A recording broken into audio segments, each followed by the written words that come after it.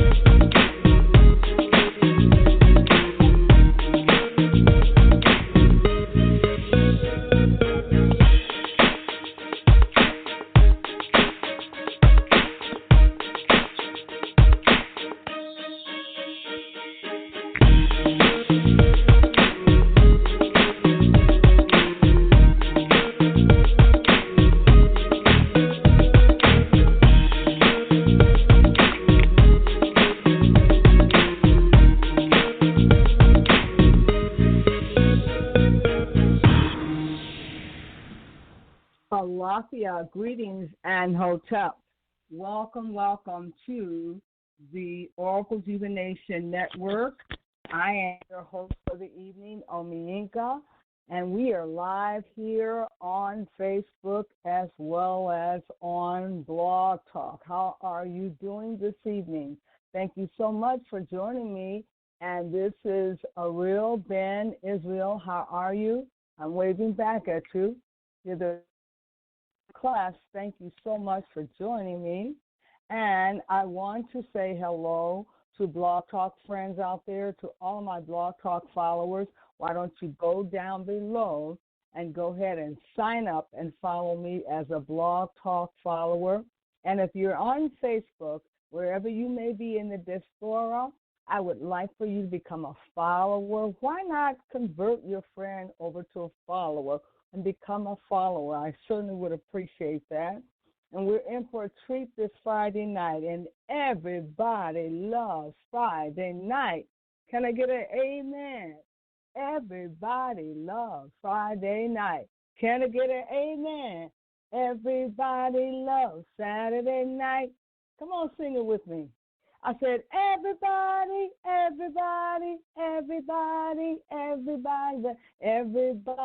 loves Friday night. Everybody loves Friday night. I said,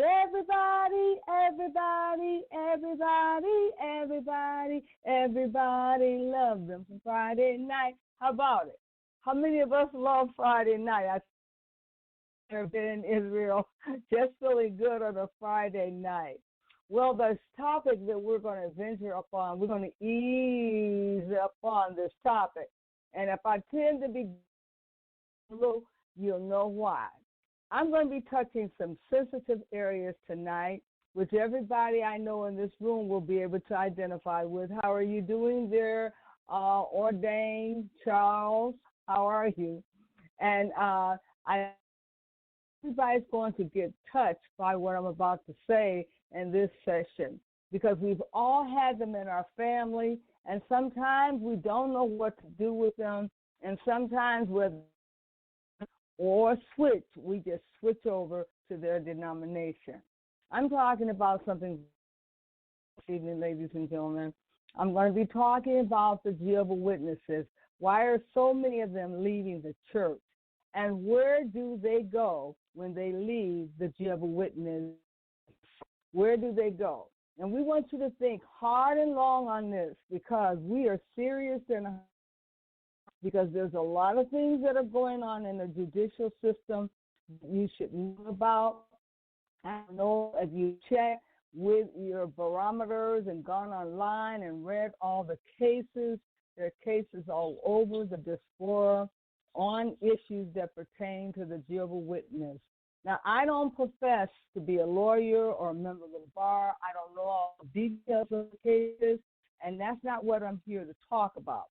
I'm here to stay in my lane, and that's with families, something that I know. Now, I know families, and I can tell you something about families, but I'm not going to go peek with judicial cases. I'm not here to be your legal woman in the news, but I will talk to you about what I know to be a fact for families. How you, Cedric Hale or Hall, how are you? Thank you so much for joining me. And friends, my long-term blog talk friends who have been with me for over 10 years, I like to say hello and greetings. And you can lock in that phone dial at 760-539-3247. Call in. You will want to put your 2 cents in this topic because we are going to get it pretty heated up in here. Now, first of all, I want you to raise your right hand, okay? And this is for your own good. We don't want you lying in here. And I'm saying that I'm not going to be lying to you. I'm going to tell you the truth, the whole truth, and nothing but the truth. And that's the truth, Ruth. Okay, how you doing, Alonzo Fuller? Thank you so much for joining us. We're going to have a heated discussion in this room, and I'd like for you guys to start scribbling something up on that wall out there. You are Egyptians. Egyptians wrote wherever they went. I want to see some writing out there. I want you to respond to everything. Don't just nod your head, Edward Childress.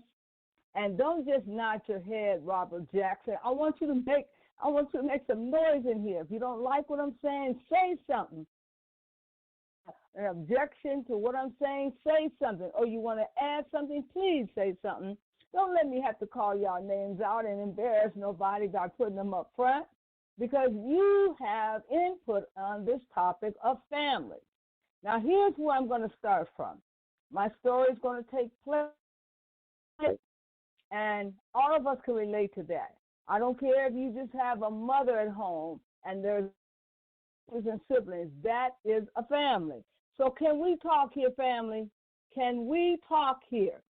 We're taking this whole topic that is so sensitive from a perspective of family. Now, I'm going to start here. Every one of you know that I'm into family gatherings. I'm into family reunions and families getting together. And I oftentimes just cook dinner and cook a large amount just so I can invite some family members over to sit and break bread with me at the table. So I'm all about families. I was one of the first ones in the family to give a family reunion for a large group of people, not only one, but 2 of them. And I didn't charge them a dime because I wanted them to share their faces, and I didn't want it to be an obstacle. Now, when we speak of family reunions and gatherings, to some people, they'll say, oh, no, I don't speak to my family. Girl, what are you talking about? You don't speak to your families no more. Oh, no, they got discommunicated last year, and we were told not to speak to them. We can't go near them. You know what you're talking about, girl. Yeah, I know, but he disobeyed Jehovah's orders, and he got discommunicated. Yeah? What you talking about, Rufus and Clyde? We've got to reevaluate some doctrines in all of the churches, not only just Jehovah's Witnesses Church, but all of them. But we're going to focus in on the Jehovah's Witnesses doctrines. I can speak to you about that. And I'm just going to have to come out of the shell and tell you, yes, all of us have studied. Either our family members or somebody in our family has studied with the Jehovah's Witnesses or were made to study. Hi, Zachba. Or were made to study. Now, I'm going to tell you, as a young girl, I didn't have no say-so over which church I went to.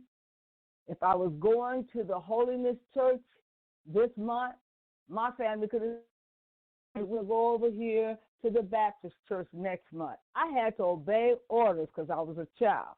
When I was a child, I did the things of a child, but when I grow older, I put away those foolish things. And I'm going to tell you from my perspective, yes, I had to study with the witnesses. It was so convenient. And all my sister kept saying was, they come to your home and they do the study in your home. Isn't that so grand? And they sit down with you and they teach you God's word. God's word. About God's word. Weren't we going to the Holiness Church? Didn't they know the word? Honey, when it comes to the witnesses coming to your home, it don't get no better than that.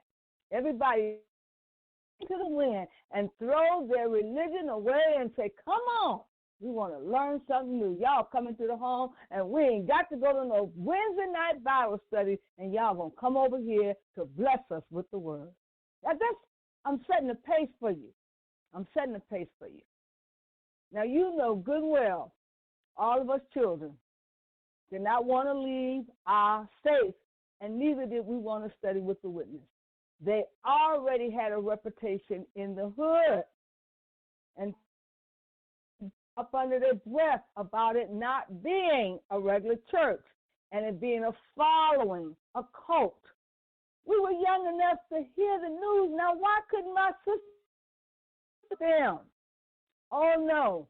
She was somewhere in a closet up under a brick, and she didn't hear the news about this organization being a cult. Now, search inside your soul. I ask you to raise your hand. How many of you have had witnesses that were in the family or you studied with them once upon a time? Raise your hand. Go ahead and raise your hand. Don't be afraid, okay? For number one, if you have. Because I don't want to offend nobody in here who may not know anything about the witnesses. But what to you from a perspective of family, okay? I'm not in here to ounce anybody's religion. But I'm just telling you what the word on the street was, is that they were a cult, that they were brainwashing institute, and you all had to do everything and be stamped like a ditto and do the same thing.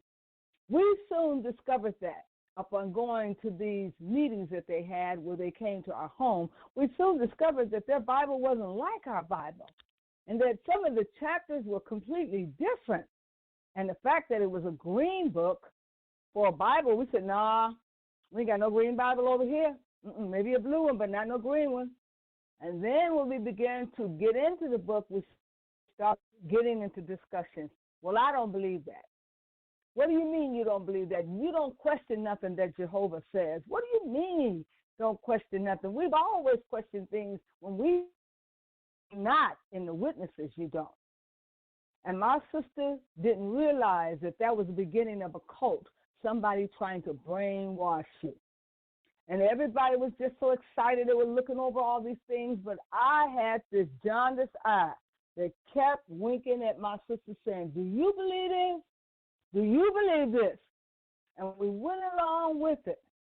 But those of us who said, I think I'll take a pass, I don't want to study, that were old enough, slide on in the background.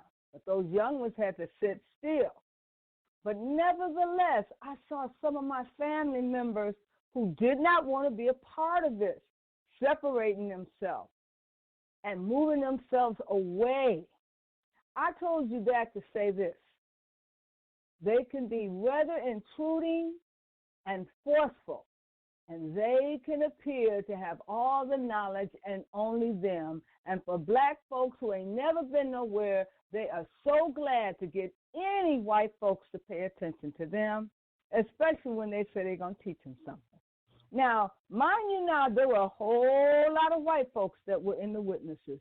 And even when you went to the conferences, I remember the time when black folks sat on one side and white folks sat on the other side. Now, here's when I drew the line. I'm like, why are they still having color lines here in this church? Couldn't get no answer. Couldn't hear nobody pray. I said, look, the white folks are all over there sitting up over there in those nice fine chairs, and we're over here in these bleachers. What's wrong with that? Oh, but we're all of God's children. We're all of God's children. Ain't no different. Ain't no different. I didn't like it. I registered that to remind them of it later. In the meantime, everybody was going on about how good the conference was and how much the Lord had taught them and how full they were. I was sitting there saying, this is racism. This is all-out racism. But nevertheless, I was a child. I had to listen to it. We got home. A lot of family members began to ask, why are y'all going to those conventions? Y'all not baptized? But we don't have to be baptized right now. But down the road, a decision if you want to be baptized in the faith. You can't be in no faith if you ain't baptized. And my brothers were right. You cannot be in the Jehovah's Witness or on being baptized. And here's where the problems arose. A lot of us, at least the majority of us, were thinking about becoming Baptists or holiness, and we didn't want no parts of the Jehovah's Witness, and we certainly didn't want to be baptized. But my sister remained a candidate up until this date, and she's 86 years old, to be a candidate. But she just wasn't ready yet, and her children definitely weren't ready for the baptism. But as we went off to go to college, after all these studies, what the position was, didn't want no parts of it. And as I went off to college, they asked if we would continue our studies. I said, oh, no, not me. I'll be going back to our holiness church because they'll be looking for me. So we went off to college, and we escaped that route where we didn't have to join. But a lot of my relatives, they did join the church. And when I came home, I was amazed that all of a sudden the family was split up. I was running to one part of the family, and I said, oh, hey, how you doing, sister? How you doing? And they turn their nose up and drive off. I was like, what's the problem? Then my sister was whisper in my ears. She said, she don't speak to the family no more. I said, what do you mean? She don't speak to the family no more. She went on and got back. Witnesses. She is a witness, and we are apostates because we didn't get baptized. And she can't talk to us or say nothing to you. I was amazed. I said, you mean to tell me that if you don't get baptized, you can be treated like an apostate? I was just informed that that was the situation. So family wasn't family anymore. It began to be a breakdown in family.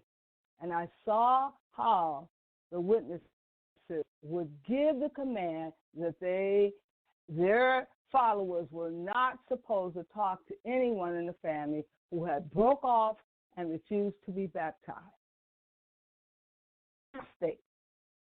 As if they were discommunicated from the church. Now, how many of you have family members that are witnesses? Go ahead and tell the truth. We are all family here, and we can have that discussion. What has got to see is that all over Facebook, there is the news about suicidal cases, people taking their own life, and people becoming very, very psychologically depressed. I noticed this immediately. Wherever these sessions were housed at, those people, you could bet, had some amount of depression in their home. So why did the depression go along with the studies? What was it about the studies? It was everything. The commitment, the requirement, the numbers that you had to come up with for going out into the field service, all of this. And the fact that the books were slightly being changed and the doctrine was not being taught appropriately, but instead it was made. So a lot of families fell out over this. A lot of families were not and still are not talking to this day. And don't mention a family reunion because they'll tell you that they're not connected to the family, now that they have become a baptized, fellowshipping, field service, born again Jehovah's Witness. I tell you that the wearing on the family gets old real quick. It can tear a family apart very easily. And for those who are not a part of this Jehovah's Witness practice, they can be sought after and they can be ostracized and they can be bullied and put aside. Now, I don't know how much you know about what's going on, but if you go out and look in the news, you'll see that there is quite a bit of verbiage that is going on for those who are in the faith. Now, as I told you, that there's a lot of individuals coming out of the Jehovah's Witness faith. My question is, where do they go once they come out? After coming out of a cult, where do they go? Do they continue to stay in the organization knowing what it stands for, or do they come out and quickly slide into another faith? Now, here's my take on it. And it's just a philosophy or an opinion. I don't think that anyone coming out of a faith that has held them to such high procedures and that has taken over their life to the point where they have no ability to make decisions for themselves. I don't think they should be going into any religion, and this is my opinion. I think that they have been damaged. Their souls have been damaged, and they as an individual has been damaged. And it wouldn't be to their benefit to jump up and to go into any other faith, but to work on themselves morally and spiritually, because they have been damaged. And it's not a good idea to jump into another organization. Now, that's exactly what you're jumping into, is an organization. And sometimes we take this as a grain of salt like it's our livelihood. I don't know why African Americans put themselves in a position where we are such a strong devotee, when we put our whole life into religion. Because we love God so much, we don't look at the man that has created this doctrine and religion, but we don't realize that we can fellowship within our own quietness of our own heart and within the presence of our own home. But nevertheless, should families fall out over religion? Should they break up and stop speaking over religion? I don't think this religion is real if it is not for the family concept, because God does everything on a family style. And if he is telling you to break up with your family and to snob your family and to segregate yourself from your family, then that's not God. That is a man-made up religion. And now Jehovah's Witness is being examined very, very closely. Not that I'm putting the mark on Jehovah's Witness, but I know what it did to our family. It nearly tore our family up. And we were taught that, blood is thicker than water, but it appears witness becomes your family, and those who are really your biological family are cut out of the society and left out on the side of the street. And that is not religion. That to you, that's a cult. And if a cult is going to tell you to stay away from your family and even your immediate loved ones, your nuclear family, there's something wrong with that.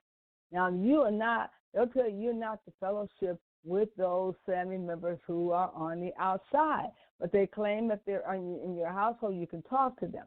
But some families are sneaking around just to talk to each other because they will be discommunicated too from talking to their loved ones. Now, I just don't believe the religion should go that far. I made an exit out because of all the dogmas attached to it and all of the cliches and added on man-made things. I just didn't need all that. And a lot of people think you've got to identify yourself with God. And you much rather go into your closet to fellowship in the darkness, in the quiet, where you can find God. And it doesn't have to be out in the open. You can see that you're with a congregation. But when you start dividing yourself amongst your family, then something's wrong with that.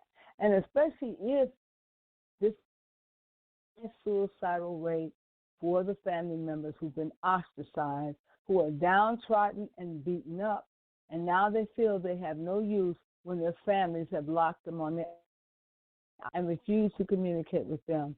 Some of them go into such deep depression, they do commit suicide. This is a serious, serious topic, ladies and gentlemen. And if you Google it on Facebook, the Jehovah's Witness, you will see what I'm talking about. There's support groups out there now to help those families who are making their exit out of this organization. There are support groups to help these people to transition back into the real world. They don't have a life. They're living for Jehovah, and they're working toward the elders tell them to do. It is a serious situation. When I came home and I found that my family were engaged in this organization and that they couldn't speak to me, weren't a part of the baptism group, I began to tell them, you must get out. You must find a way out. And you don't have to be baptized if that is not your desire. Some of them were on a waiting list to become baptized. And I said, I don't know if you don't think this is for you, why are you forcing yourself to be baptized? It's a serious cult activity. And this is something that we have to guard ourselves against and our families against, because you don't join an organization to exclude your family. And at the same time, you don't let them make decisions. Now, I don't know if you know this or not, but there used to be a law that when a young man is recruited to go to the army or to the military, that they could claim a conscientious objector and say they didn't want to go, but then there was a government job to go to. And do you know that the witnesses would tell them, do not go to the military and do not take the government job?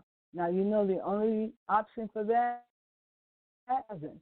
Do you know that these young men went to prison on account of these laws that were man-made in the Jehovah's Witness religion? A lot of them came afterward and sought out the law and found out it wasn't a restriction from God. It was a man-made law after they had 3 years in prison. And not to mention that man-made law, that they do not believe that you should participate in going to college. So they have discouraged a lot of the young people from going to college, higher education. And that is a discrepancy. So they take a vow, also a vow of poverty. And this was something they documented, meaning that when you're drawing your Social Security, during those years, you're not paying any money into Social Security. So therefore, when you retire, you have no Social Security. That vow to poverty. So now when you retire, you have no income that's coming in. This is too much control someone has over your life. It is not the kind of control over your life, especially when you're trying to seek God. So these are all man-made laws that have been put into this religion and caused a lot of people to have, and some of them to lose their life. And a large host of the young people have slit their wrists and have committed suicide, and some of them have been successful, literally becoming so depressed and taking their own lives. Now, this is something that has to be adhered to, and a warning has to go out, because they don't know about the witness when they come knocking at the door.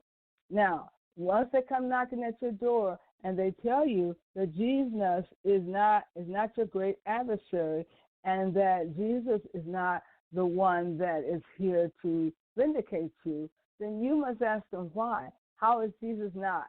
Then they indicate that the 144,000 are the ones you have to go through to get to Jesus. Now, that means that all of you that are witnesses are not going to heaven. Only those that are 144,000. And if you're not a part of the 144,000, then you won't get to be with Jesus in paradise. So what are you living for if you're not one of those? And all of these foolish things that they're teaching, their teachings are not biblical, and they're not sound. They're man-made. So nevertheless, you got families that are falling apart over this. You got families that are excluding each other out and that are shunting each other, and that are not allowing each other to be a part of their grandchildren's life or any of that. And this is not from God. And I wanted to point that out today, and I couldn't rest till I got to speak to you about it. So some of us just don't know what But it's very serious, and it's not just happening in my family. It's happening in many families, and many families have been touched by this Jehovah's Witness thing. I know that when, and that's been many, many years ago, if I had it in my family over 40 years ago or 50 years ago, I know some of you've had it. And if you had it, how did you deal with it? What did you say about it? And what input did you have to tell your family members not for you? You cannot turn against the family. You cannot walk away from the family. We'll always be family, and no matter what we think about religion. But it's very important. We should take a stand on this. It's very important. And the reason why, if we don't, we can see ourselves entangled in this situation too.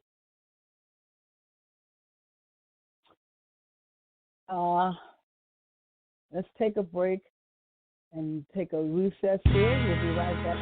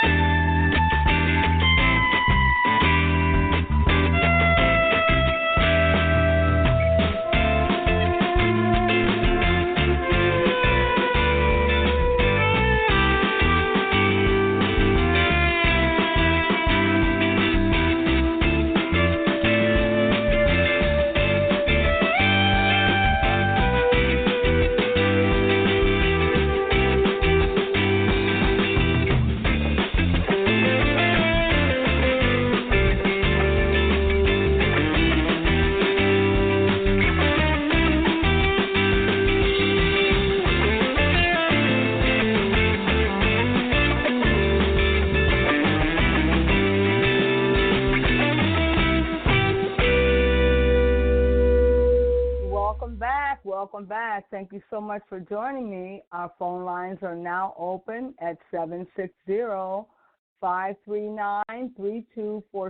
You can call in with your comments. We're talking about where can the Jehovah's Witnesses go after they leave the hall? Where can they go when they make their minds up to leave the organization? Should they go back into religion quickly, or should they take a break and nurture themselves? They have been damaged. They have been injured. They must take some time out to nurture themselves. I wouldn't recommend running right back into another cult. All religions are cults, every one of them. And that's why I say you must create a way of life for yourself and not a religion that's going to take you away from your families. We don't have enough time for gathering ourselves together for reunion as it is. let alone to get into an organization that's going to further divide us. And anyone that will allow their religion to be over their family and take precedent over their family, they're easily persuaded or easily led.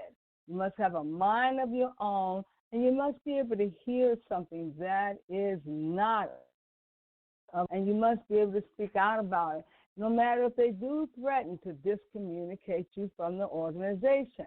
If that organization can dismiss people, it must be a cult, because they don't want you to question them, ask questions, or ask for feedback.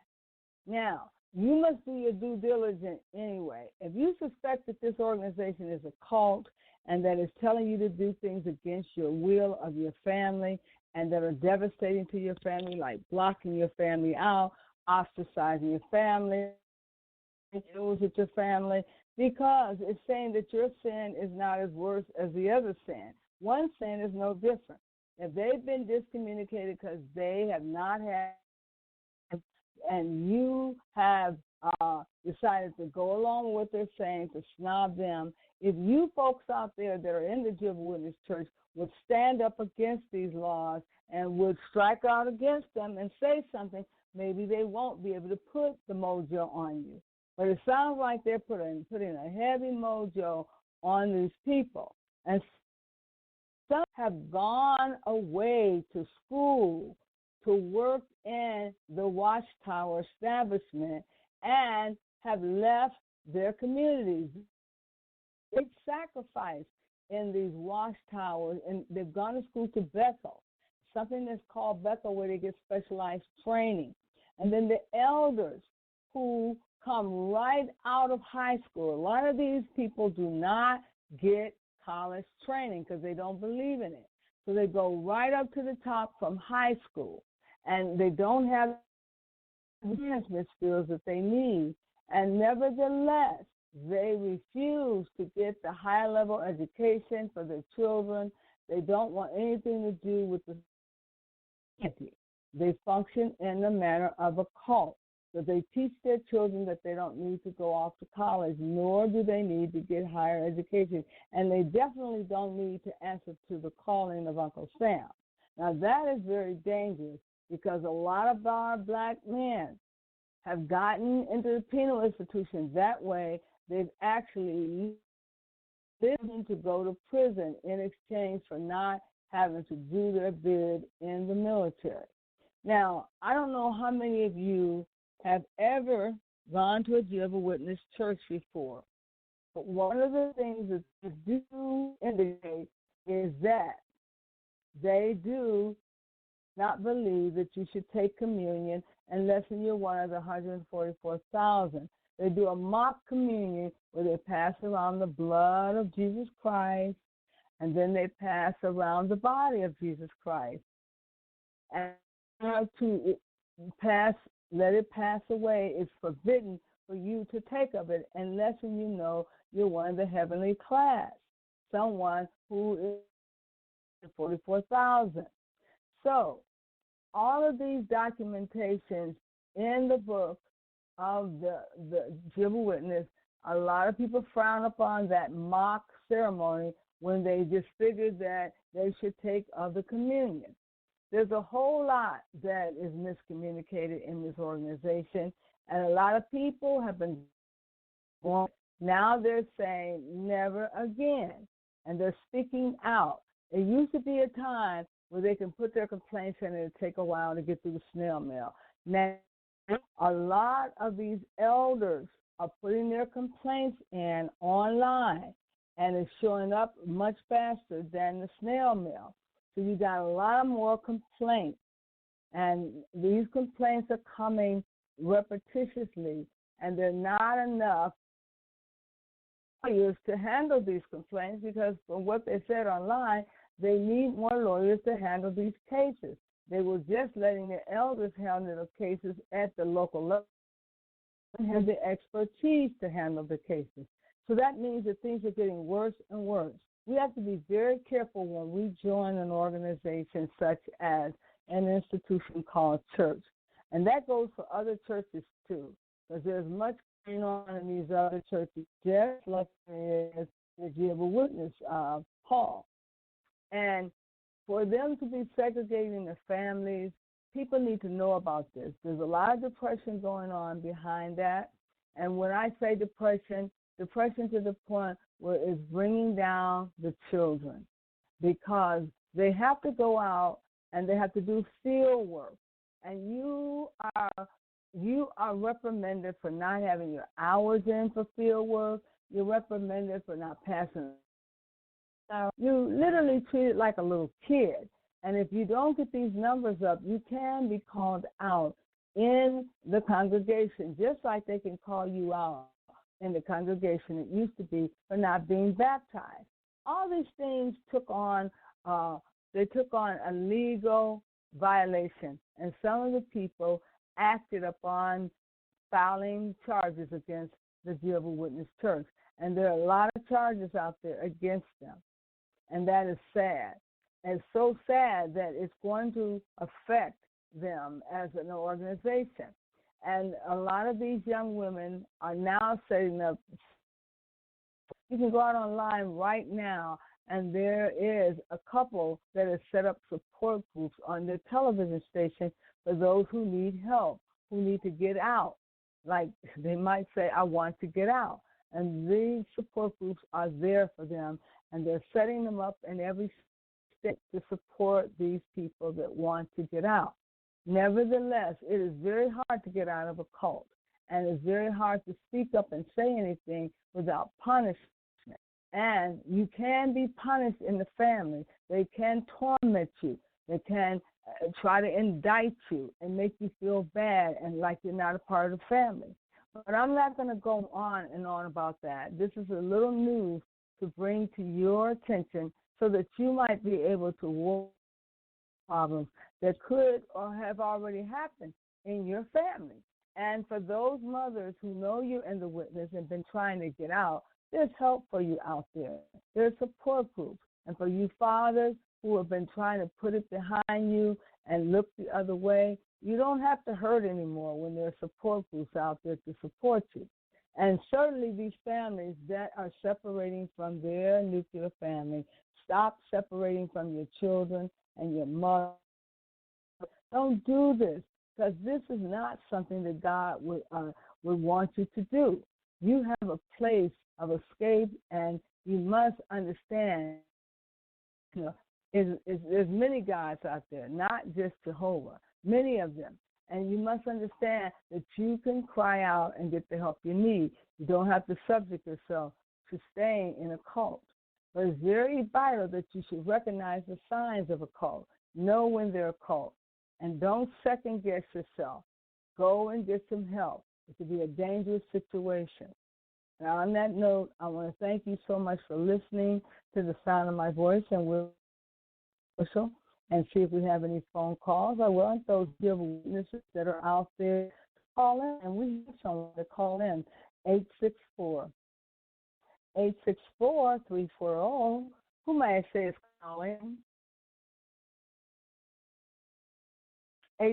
864-347-2444. Can I help you? Would you like to give your opinion?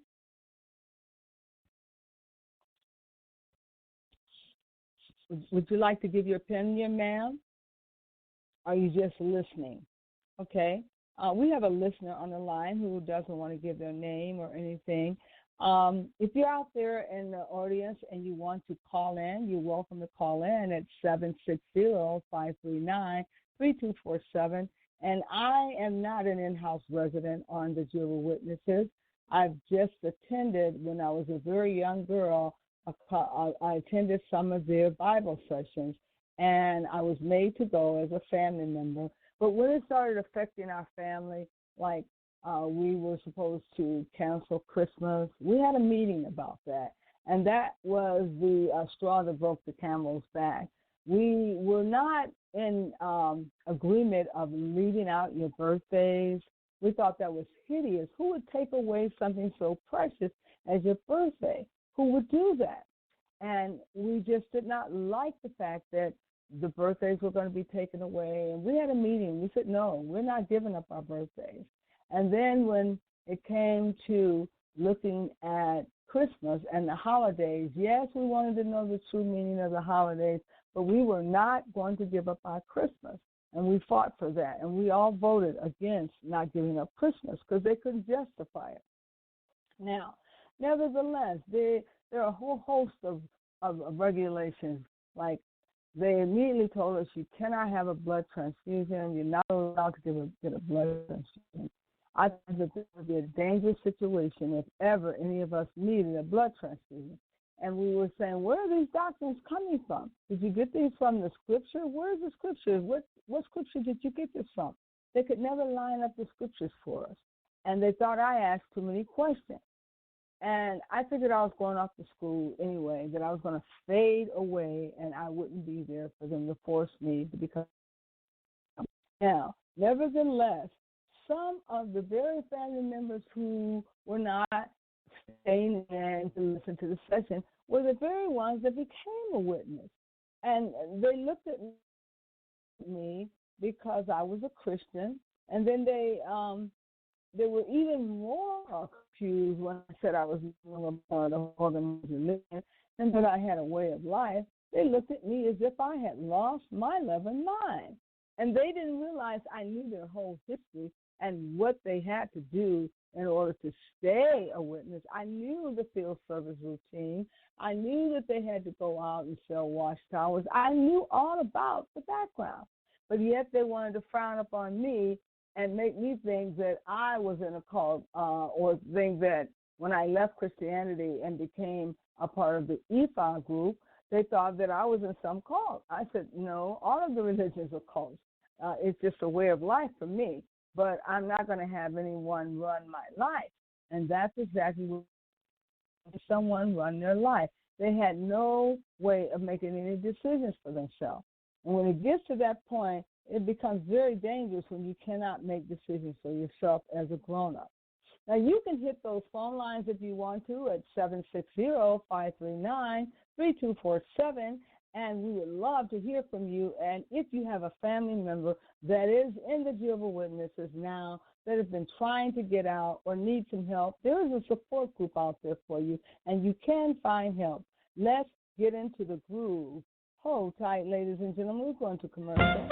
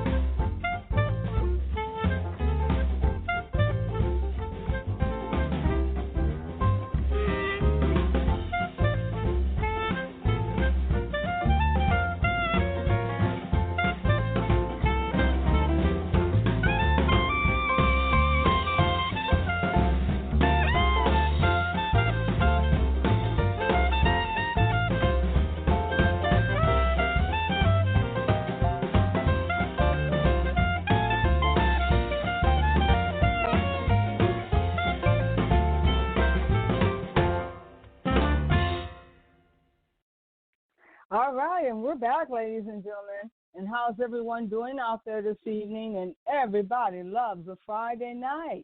You can call in at 760-539-3247. I am your host, Omiinka, and I'm here to serve you. Omiinka 7, that is, and the Zanu is the last name.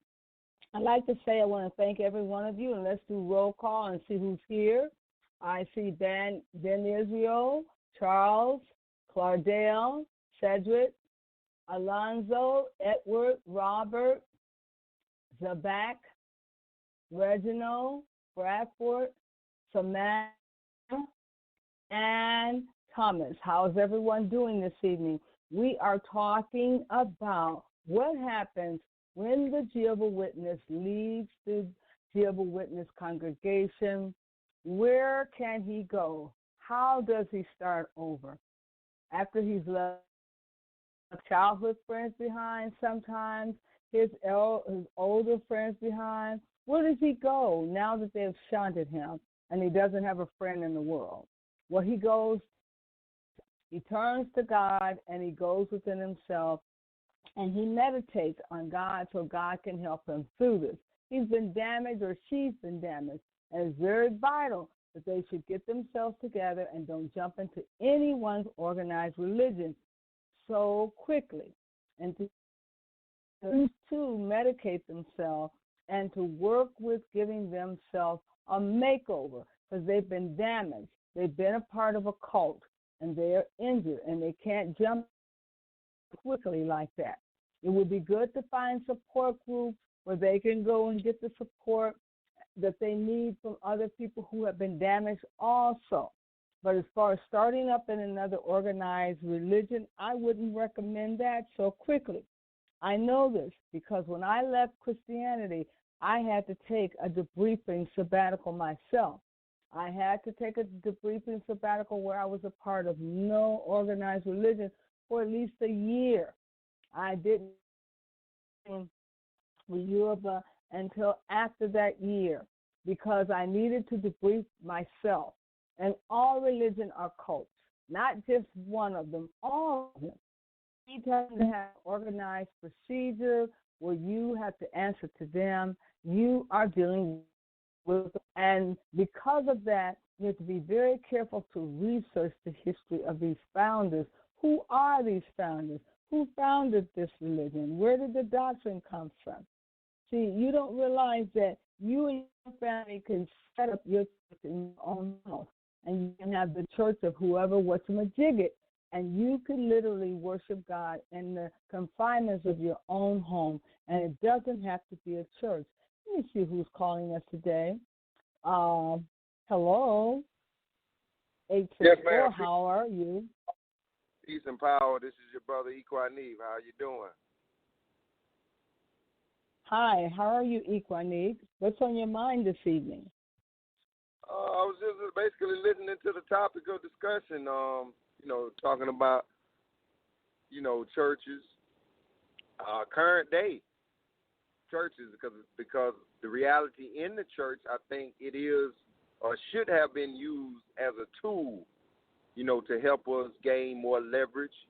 Even when we are praying or our prayers or where we are wanting to make sure that the work that we are putting in, we will go to church and we're paying our tithes and we're following the rules and the codes and the orders given to us by the Creator. I'm going to say in the Bible would be God or Jesus. So we do all these things, but find ourselves current day as black people, as a collective, the same ones, although we haven't been presented with the right type of jobs to have the type of money that we need to have, we still give a lot of our money to the church. I know I saw it, Sunday in, Sunday out. And, we still are the people that wind up losing our lives in the church, right? And the very person that came into the church to kill us was protected by the same government. When we want to ask ourselves if our prayers are actually working and connecting, if when we are praying to Jesus and God to protect us and bless us and bring us out of this liberation bring us out of oppression to a place where we are now liberated, when does that happen? Well, brother, you are so right, and you hit it on the point where now we're realizing we could be praying to a fictitious God who has not been hearing us, because our cry has been much and nothing has been done to turn our situation around. We sometimes second-guess God and ask God, are you there for us, or what is going on? We're putting the time in, we've been saved and sanctified and set aside, but we're not going to turn on our prayers. So then we have to look at the fact that maybe that our church is within, and our church through our ancestors, those we know who love us. We are looking at a spook God, and we're calling out to a spook God that may not be the God of our ancestors. We need to have a God that looks like us, that has an appearance, because we said we had his image, a black God that we're bowing down to. Well, we could have taken our slave master's God to worship after our slave master's faith. What do you think? No, and that is 100% right. That's not a conspiracy theory. That's not a hypothesis. That is 100% right.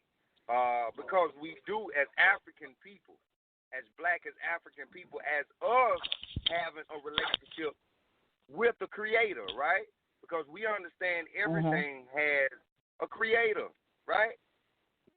We are not so much of an island ourselves where we made ourselves and we sustain ourselves. We realize that there are multifaceted components of nature that come into existence that allow us able to function, whether it be air, whether it be the earth that we're made up of, whether that be the water that we need to sustain our life, or even the very fire that is needed to get our behinds up and go to work every day.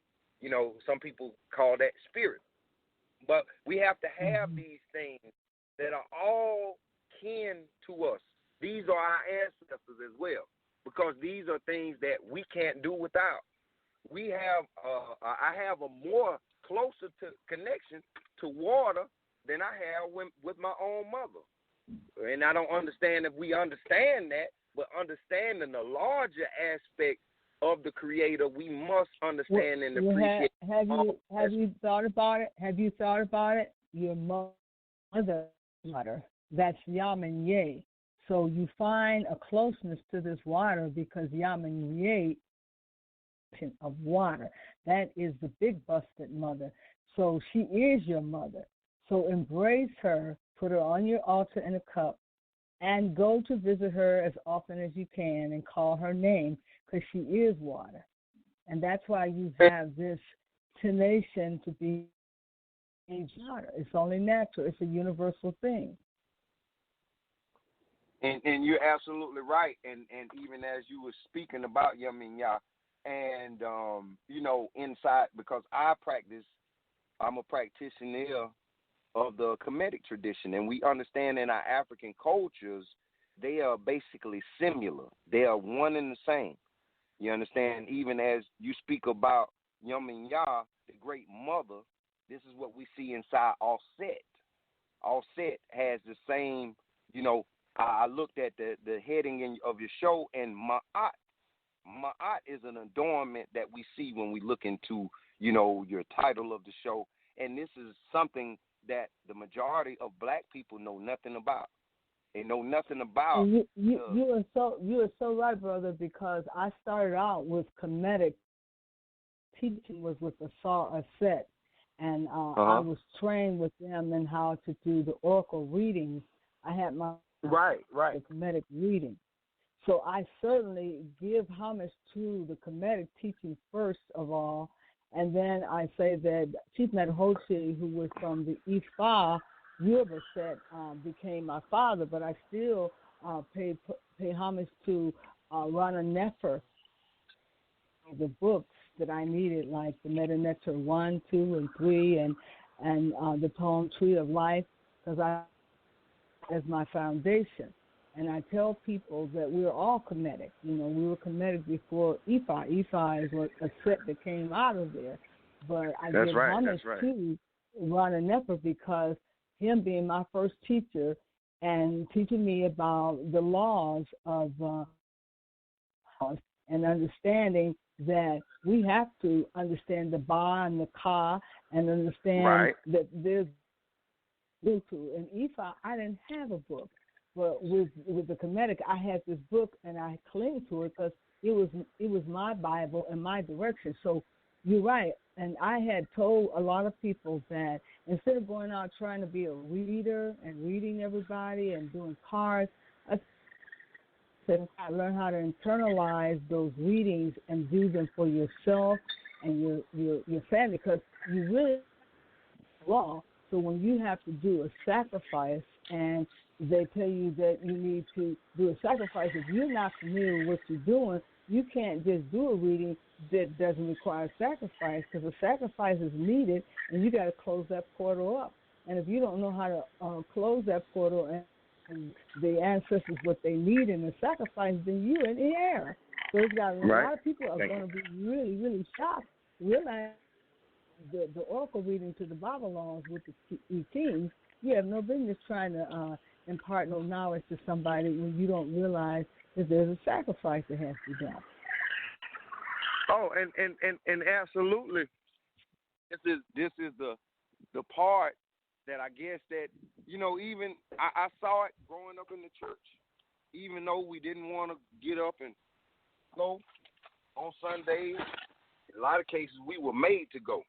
You know, even though, you know, our people, I seen my grandmother, my mother, they might not have wanted to go sing, you know, at the church program, but this is the sacrifice. I've seen sacrifices that we put on the line for our jobs. You know, we find a reason to sacrifice for a lot of other things, for everything else outside of our ancestors. You know, and even as we're talking about these two African traditions, these two ATRs, Ifa, you know, speaking about the Orisha, and also inside the Kemetic or the Nikemet tradition, speaking about the Netaru. And our ancestors, we know that in both of those forms of spirituality, in all things that we do, we see our ancestors behind it, whether it be good or bad. You understand? We see the Netaru or the Orishas behind, you know, what's going on. So there could be something very bad that happens to you to come smack you in your face so you can get your behind right. You understand? Right. But if we're listening out for Jesus, if we're communicating, and I will say this, that even though we are in the church and we are in religion, we as African, as black people, we still carry. They didn't kill us off completely. So I must salute to our brothers and sisters that are able to hold strong and still be model African people, even in the face of religion, something that doesn't even belong to them. So I will salute them and just say that we must continue having our Tahuti up. We must continue putting our Abatala up, or thinking with our higher self. Understand? And that's where, you know, when you spoke about having your readings, going to the oracle, you know, going to the oracle or Rumula, that is, you know, going to wisdom. We're going into the place of wisdom. We're not thinking these things ourselves. So rather than being at a place where you don't know which way to go, or if we are listening to Jesus or listening to Allah, now our phone or our connection is tied into our ancestors, somebody that knows us. So rather than speaking about Jesus, at least talk about Grandma May first. At least talk about your granddaddy, your papa Harold, or whoever your ancestors were. Absolutely, brother. You're right on point, because Grandma yearned after you when you were sick. Grandpa was there rocking you to sleep. You know who they are. You know they love you. Right. And why are you going to yell out to somebody from a borrowed religion. All of Christianity was borrowed from the Kemetic. And Jesus, his name was Oromala. He was the one that shaped and molded you. Look at Oromala. If you can embrace Oromala like you Jesus, you know that Oromala was very good because he's the one that molded you. God only gave you the breath of life. Okay, he gave you Emi, that rattling breath of life, but he let Oromala mold and shape you. He was the sculptor. And see, when you get to know our stories and our Kemetic story, then you begin to see, you can place it on the wall. You can see it there, and those Egyptians live, so we know they live. They don't have in history of when Jesus walked the face of this earth. We can't even document it. So we can go along with those allegorical stories all we want. We can go to Egypt and find a real true story of our ancestors and those like Ra, who we represent and look up to. So as we begin to say, like Mr. Reagan, not Reagan, what was it? Like the actual had the village church. He decided to stop preaching in the church and stop condemning the black man who was teaching Kemetic, and he went and got raised in Egypt, and they raised him up, and now he teaches Meta Nectar in his Christian church, because that was the beginning. That was the beginning. Christianity is a newcomer. People think it's something that's been around for a long time, but it hasn't. So when we start talking about people being stuck in these cults, we got to go get our brothers and sisters. Something is better out there in the Kemetic realm. You don't have to be stuck in the Jehovah's Witness religion, and now everybody's getting sued, and people, they're taking their lives. They're going into depression. What is that all about? You know what I'm saying? Oh, yes, ma'am. Yes, ma'am, Jeanette. And I understand as well. I understand the bigger picture behind religion. You know, when we think about Sutesh, when you think about the lower nature or a Legbara, you know, these things are going to come to make us stronger. That's the only way they are able to survive is because we are weak. So they are here to now, you know, show us where we are in life. And hopefully we will now develop a path that will open up back to the truth. Even with us speaking about the church, I'm seeing another popular fad that's going around now. You got black folk that rather than going back in and going away from the church, going away from Abrahamic religions, going back to their organic in Africa, we are saying that, hey, now we are indigenous. And I'm not spitting on anybody, but I have been in African shops several times, and I can't even feel at home with calling myself an African. I can't even feel at home with calling myself a black man. Oh, you're not black. You know, you're not an African. You are melanated, or you are. And again, this is the same type of confusion that even though we have left the church, still take that religious mentality with us. That old political controversial, you know, is non-communal because it's not beneficial to our community, our common unity as a people. You know something, brother? If they realize what goes into becoming a practitioner is that you're not the same thing. You're becoming a practitioner. You're becoming a healer. You're becoming a person in the community that can advise and counsel, a coach. All of those things wrapped up into one. If every individual would get on the path of becoming a priest, a Petebi, or Babalaw, those are great high calling. We're all called to the priesthood. And when you get on that path, it's a forever loving path that you don't get off of. It's a forever teaching path. So if you put people on that path, then they will be striving towards excellence continuously. But when they get slap happy and they're bench warmers and they can do no work outside of the church, They're not going into the prisons to minister to the brothers and sisters.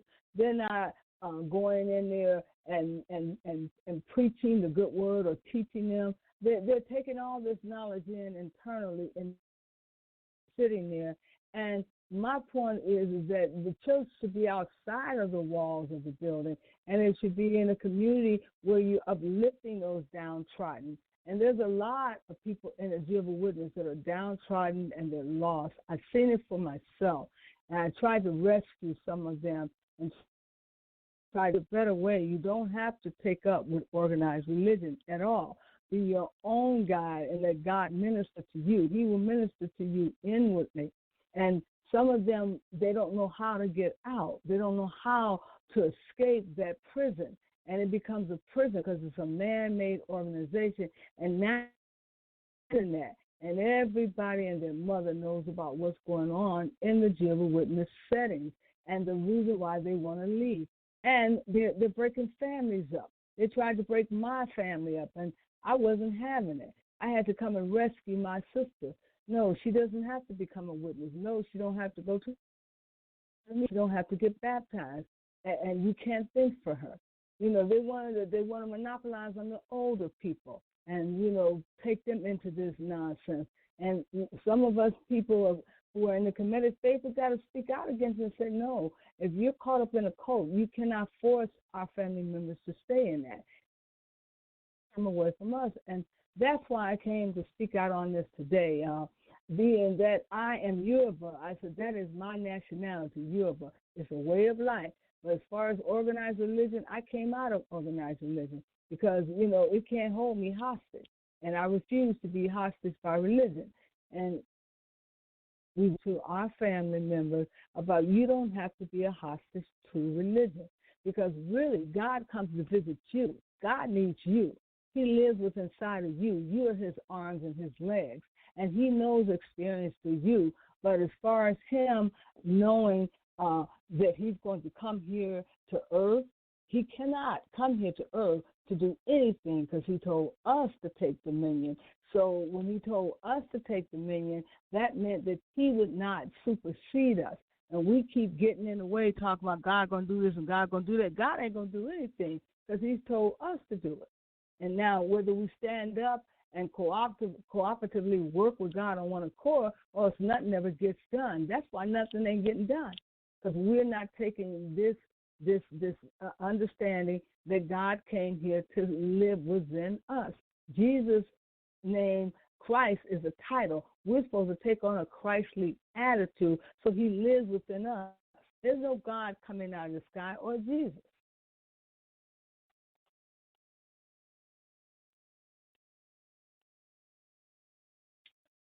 So what do you think?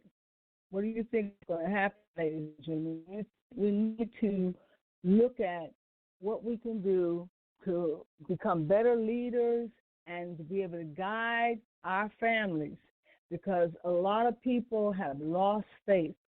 They've had other people take over their lives for ruling them and guiding them, and they have no courage to stand up and make their own decisions. And these are the weak ones. And the Bible says support the weak. So we have to support these weak ones who have no faith and who have no endurance to get up and do anything. Now, we are going to go to our phone lines again and see who's there at 760-539-3247. You can call in at any time. We just had a caller to call in that had some great contributions on the Kemetic faith, and I want to thank him for that information he gave us. And I want to encourage you to check out the Kemetic lifestyle. It's a beautiful one. Check out the lifestyle of Asar Set. There is a beautiful training that is online under the Kemetic teaching, and that's a part of our sister religion with the Ifa and the Asar Set organizations. And basically, it is an organization that teaches you manhood and womanhood and teaches you basically how to become a healer. The healing is in you. I won't say that. The healing is already in you, but it teaches you how to become a practitioner, something that you should know about. Stay tuned. We're going to commercial.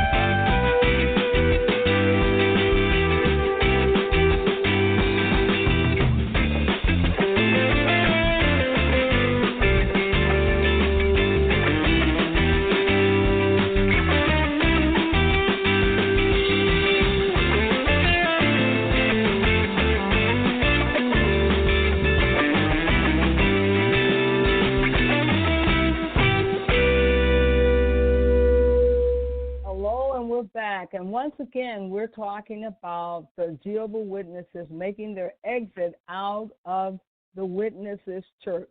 Where do the Jehovah's Witnesses go after they leave their congregation?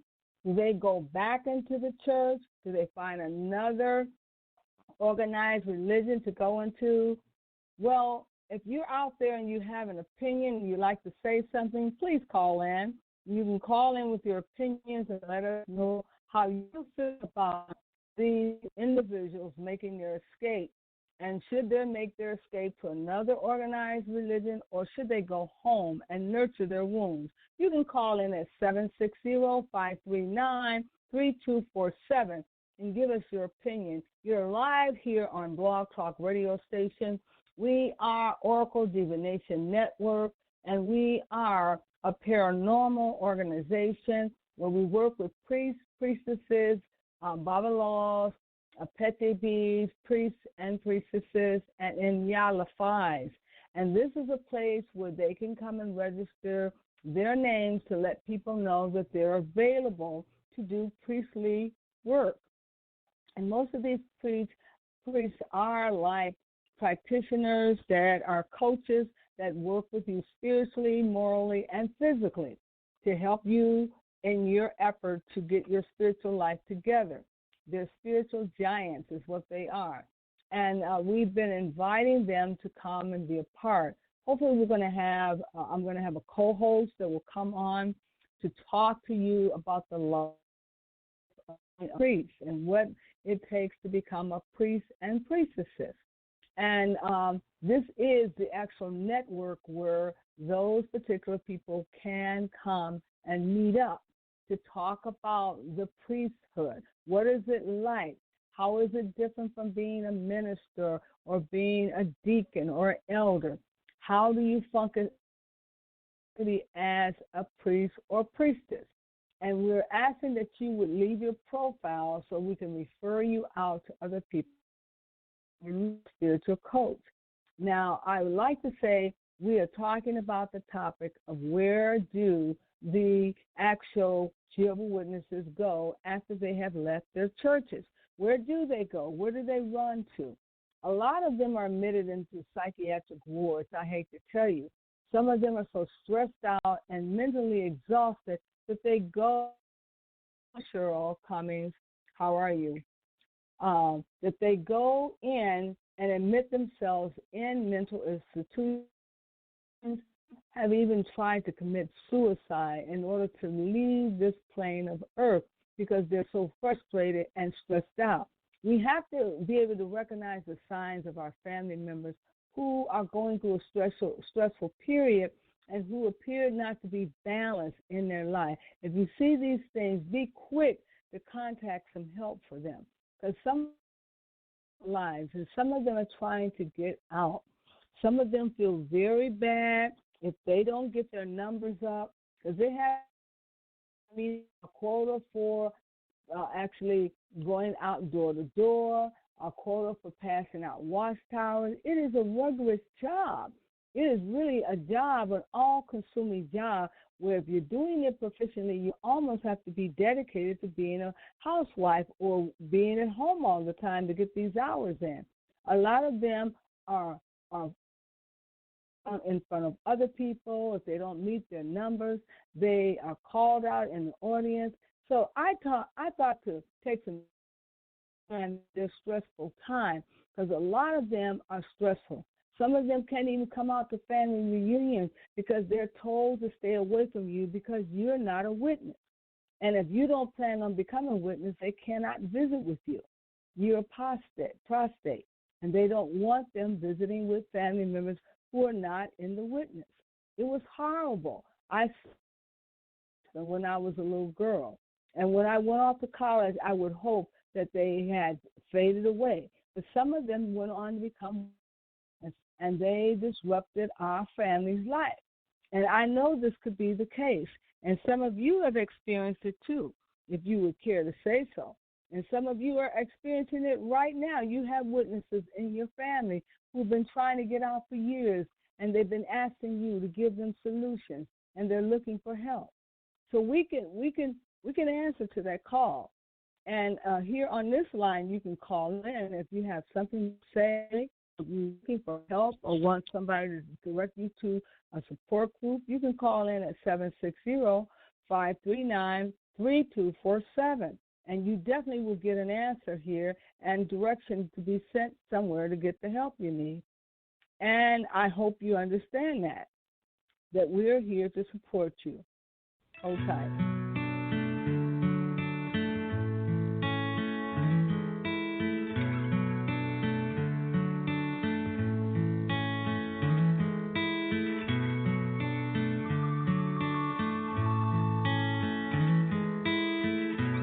Hello, Frank Austin.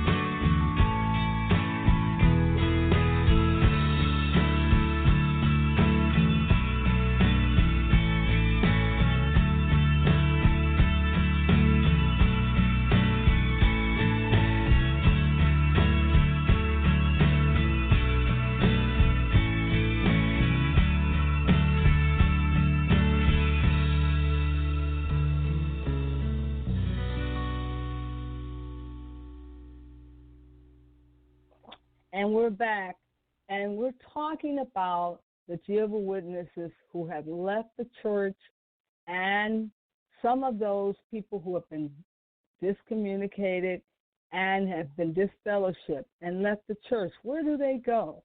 And do they go off and be consumed by depression, mental illness, and sometimes even submitting to death? There have been quite a few of Jehovah's Witnesses, and they're on suicide watch. So we have to be very concerned about their whereabouts and where do they go after they after they leave the church, and can they go to their old pastor to talk about it, or are they distraught to the point where they're too shameful to let anybody know what happened?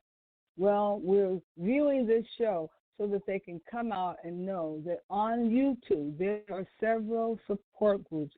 There are websites that can help people that will need the relief that they need once they get out. They're going to need some support, and there are support groups out there that are formed. And if you are interested, they even invite you to form a support group in your area if there isn't one there. Excuse me. And I wanted to say, for the record, all of us have been exposed to Jehovah's Witnesses knocking at our door. Even while I was over in Germany, I had a Jehovah's Witness come to visit me every Saturday. They thought they would wear me out.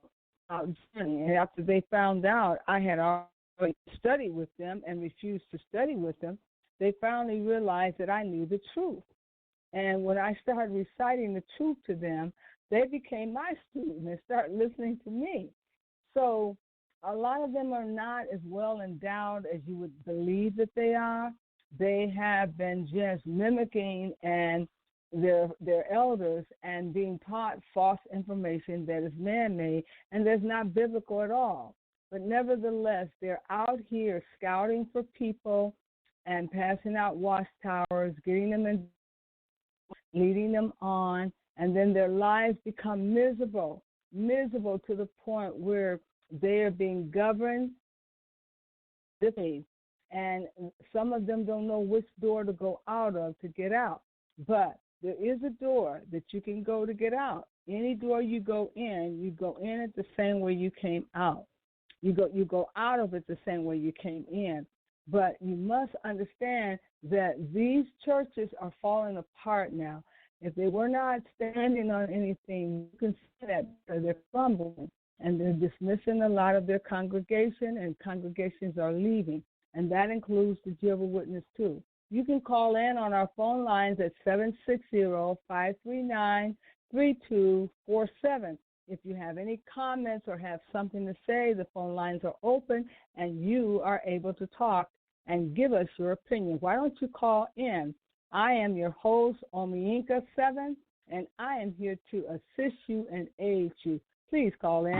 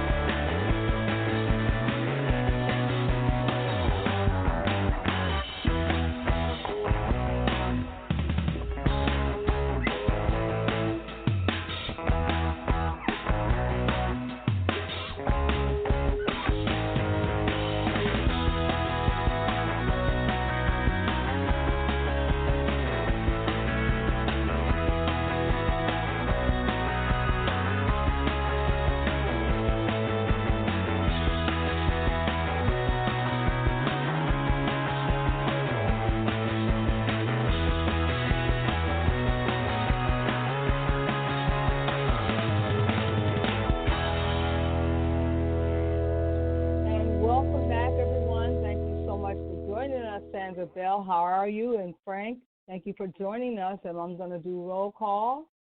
Cheryl Cummings, how are you? Shalonda Falls, Melvin Slade, Malik Lonzo, hold for it here. Okay. Jesse Howard, Eloise Ellis, Jennifer Smith, Hank Williams, Brandelli Thomas, Samantha, Reginald, Zabak, Robert Jackson, Edward, Alonzo Fuller, Cedric Hall, Claudel Roberson, Charles, Ben Israel. How are you? Thank you so much for joining me.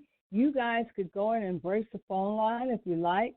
You can pick up the phone and you can call here on the line here at Blog Talk Radio Station. and you can actually talk to the host. And the number 780-539-3247. And we have been getting it in this evening, talking about where the Jehovah's Witnesses go when they leave their establishment, when they're all fed up. And when a woman's fed up, there ain't nothing you can tell her. She's ready to go. And when she's ready to go, where does she go? Or what do we recommend? I recommend she get some treatment. I recommend from all of that time in that organization, she needs to be overhauled and she needs help, or he needs help. They need to go and get some spiritual counseling, and they need to do it quick, fast, and in a hurry. And it's recommended that they don't join any group until they've gotten that help for themselves, because you cannot go right back into another establishment with all of these other illnesses upon you. And we're just talking about what's going on in our churches where so many people have to leave anyway. Why are they having to leave? Some of it is because they're tired of putting up with the mess, and some of them is just some of it is because they're just fed up. They don't want to be an organized religion anymore, and they want out, and they want to know which door to take to get out. But they certainly don't want a grown-up leading their life, telling them what to do. And that's what happens in the Jehovah's Witness church. Individuals become a shadow, and there's nothing left of their life but a shadow, because they've been told everything to do. And no one wants to be in a cult religion. And I'm saying for the record that every one of us knows somebody that's in the Jehovah's Witness faith or somebody in our family. They don't do get-togethers. It's very hard for them to do get-togethers, but they always talk about a certain lifestyle, but for some reason they don't advocate for families to get together, especially those discommunicated families who have been ostracized from the church. Those are the ones who need the gathering the most, because they're from their families. And I'm sure that's a pitiful, pitiful sight, because those family members long to see their grandchildren and they long to see their mothers and fathers. But because of the ordinance and regulations, they're not allowed to communicate with each other if they're not in the faith called the Jehovah's Witness. Now, we're talking about this subject because there's a lot that's happening on the internet with all kinds of lawsuits, everything, you name it. We won't be getting into any of those discussions because I don't have the data and background on that. And that's not why I'm here to talk about. I'm here to talk about families who've been discommunicated, and they're not meeting up together again. They're not having family gatherings, and they're not talking to one another. They have to take a look at this whole establishment and see where they can get out of this nonsense and go and embrace their loved ones. It's very vital that they do this. And we're asking you to call in to give your input. I know you have something to say. And if you don't have something to say, then you should come up with something. Stay tuned.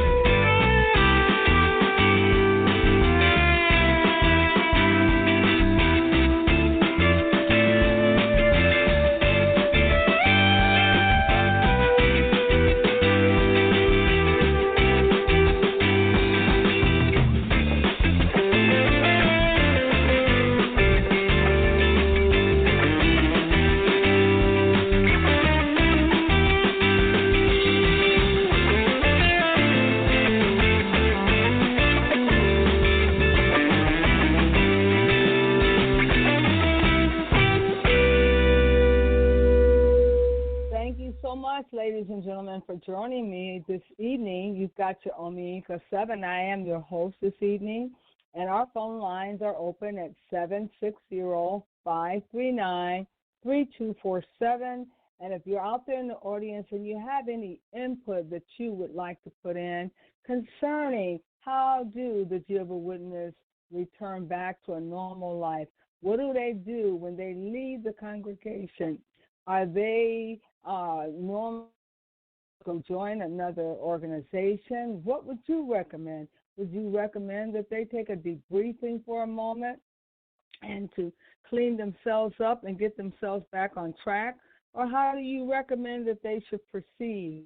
Our phone lines are open for you to call in. Give us your opinion at 760-539-3247.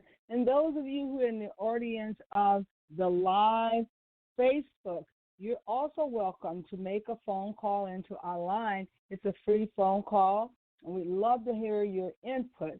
You've got your Omega this evening, Omega 7 live here on the Blog Talk as well as Oracle Divination Network. And we're asking you to give us a call to give us your opinion. Now, I'm all opinionated out. I have spoken quite a bit this evening to talk about my own experience with having family members who could not participate with other family members because we were not a candidate for baptism, and we weren't going to be.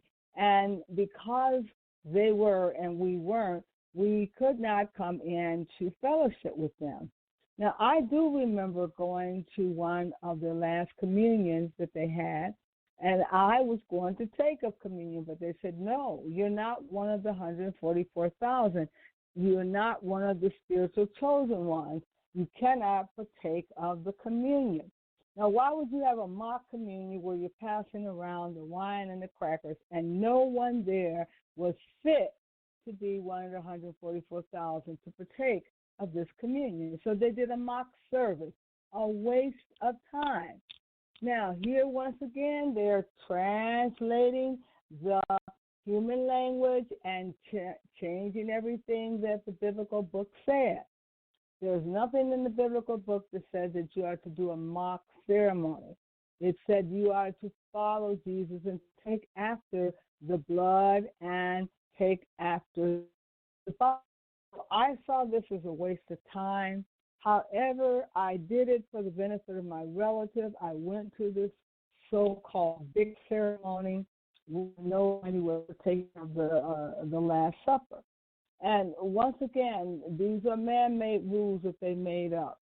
And we have to be very careful when people start making predictions like the Jehovah's Witnesses. They make predictions, and sometimes their predictions don't follow through. And you have to call them on these false prophets who are making predictions that don't come through. Now, nevertheless, we are trying to get our family members out. How do we usher them out? How do we give them a new life, and how do we help them start all over again? How do we support them when all their family has turned their back on them? How do we give them the nourishment and encouragement that they need in order to get them back on their feet again? Some of the people never get back on their feet again, Some of them end up becoming depressed and going into mental wards, and some of them have even taken their life through suicidal attempts. Now, I will say this much, that we have got to be mindful of what's going on and what is transpiring right under our eyes with all these court cases and these legal suits all over the world. So that should tell you that something is going on.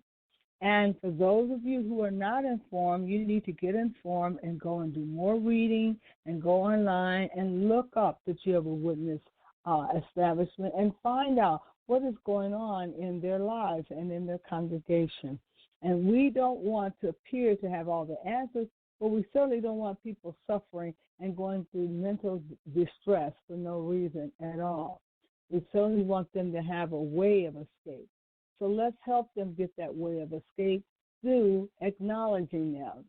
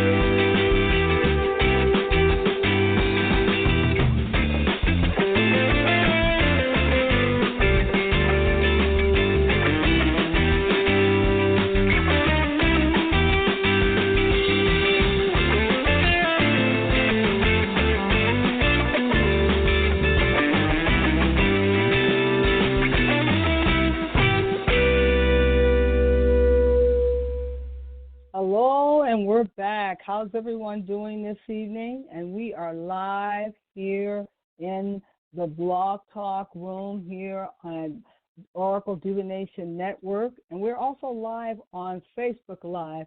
To my Facebook friends, I want to say Harambe, Harambe. Thank you so much for joining me this evening. Let's see who's all in the house. Kadeem is in the house. Sandra, Frank, Cheryl, Shalanda, Melvin, Malik, Jesse, Ellis, Jennifer, Aunt Williams, Brendelli, Samantha, Reginald, Zabak, Robert, Edward, Alonzo, Cedric, Claudel, Charles, and Ben Israel. Thank you so much for joining me this evening. And I'm waiting for some of you guys to say something, and you're not saying anything. I am going to a clarion call for those who are out there in the Blog Talk area. If you're out there and you are one of my followers, do call in at 760-539-3247. We're having a discussion about Jehovah's Witnesses that are leaving the faith. Where do they go? How do they get the support they need? And should they enter another organized church? What do you think? Do you think that they need to hang up their church keys and go and get some rehabilitation? Or what should they do? What is your opinion? And we're calling on those people out there in the audience. If you are on my Facebook Live, you can call in too at 760-539-3247. We'd like to have you give your opinion. And I've given my opinion this evening, and I've said as much as I'm going to say on the topic.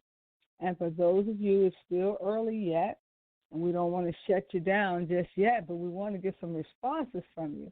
So if you're out there and you don't mind calling and giving your opinion, go ahead.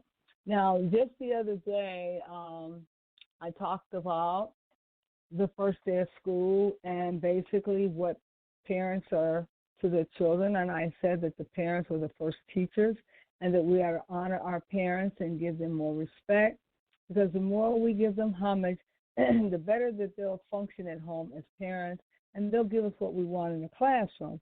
So we talked a lot about parents, and you can go out and listen to that segment on the first day of school. And I was talking a little bit about what I did the first day of school and what my first day of school was like when I was back in high school. So once again, I want to say thank you for joining me. I am your host, and I am the leader, so why don't you continue to follow the leader? And if you have not become a follower, go out and sign up to become a follower. With my Spreaker, I am really doing the doggone thing. I have more followers than I care to mention. I'm going to have to get back on Spreaker to give them the word on holistic universal healing, because that is the topic that I talk on.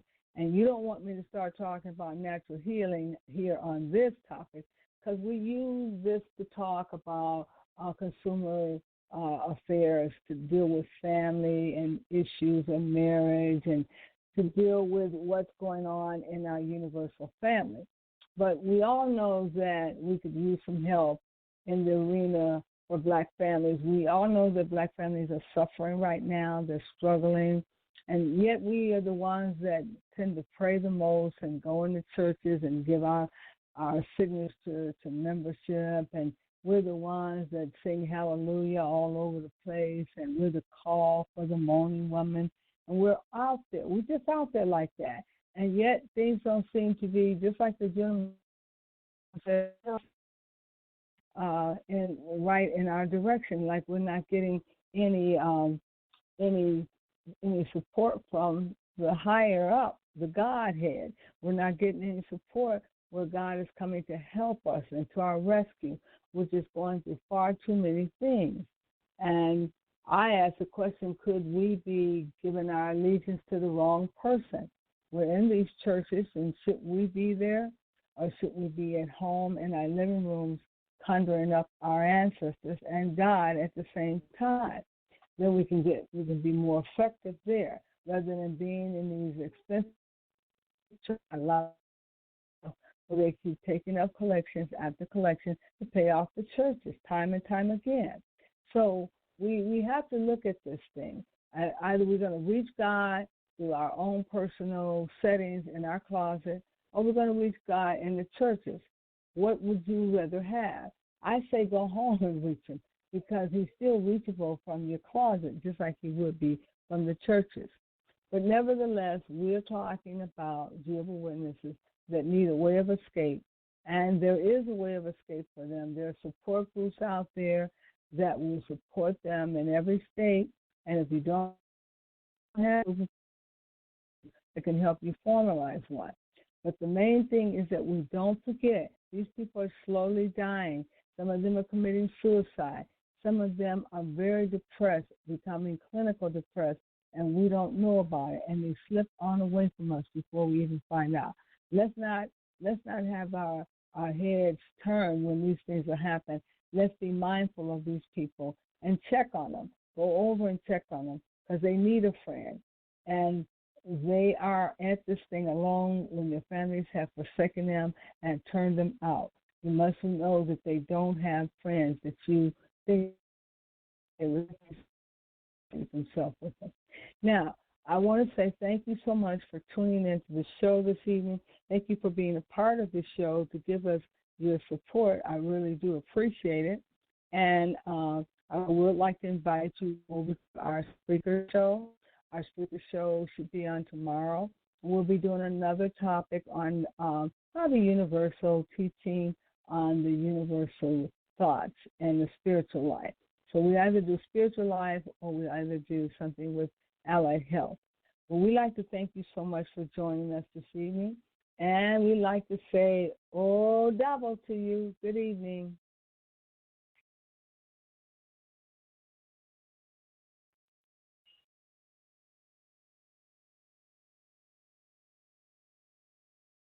Good evening.